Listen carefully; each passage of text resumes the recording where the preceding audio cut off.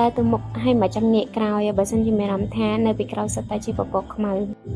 ធ្លាប់មានអារម្មណ៍ថាជីវិតពិបាកដល់ថ្នាក់មិនសូវមានសេចក្តីសុខដែរអត់ជាច្រើនដងបញ្ហាវាមិនមែនមកពី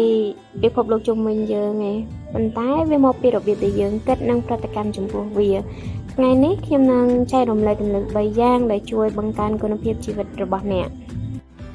កលឹះទី1គឺការដោះលែង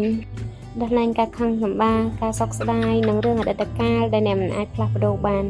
ការកាន់ទុកអារម្មណ៍អវិជ្ជមានគឺជាការយួរបន្ទុកធ្ងន់រាល់ថ្ងៃពេលអ្នកដោះលែងអ្នកនឹងមានអារម្មណ៍ស្រាលនិងមានកន្លែងសម្រាប់សេចក្តីសុខចូលមកជំនួសងាយចំណែកកលឹះទី2នោះគឺជាការប្រងើយកន្តើយចំពោះរឿងដែលមិនសំខាន់មិនមែនមានន័យថាអ្នកមិនទទួលខុសត្រូវទេ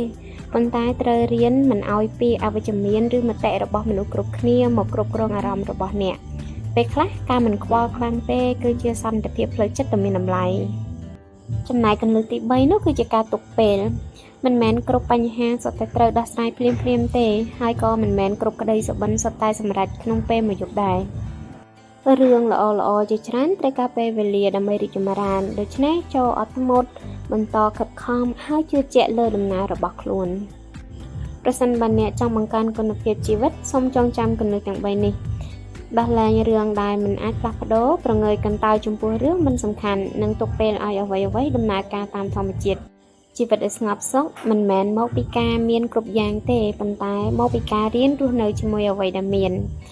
បង្កើនគុណភាពជីវិតចាប់ផ្ដើមពីការផ្លាស់ប្ដូរផ្នត់គំនិត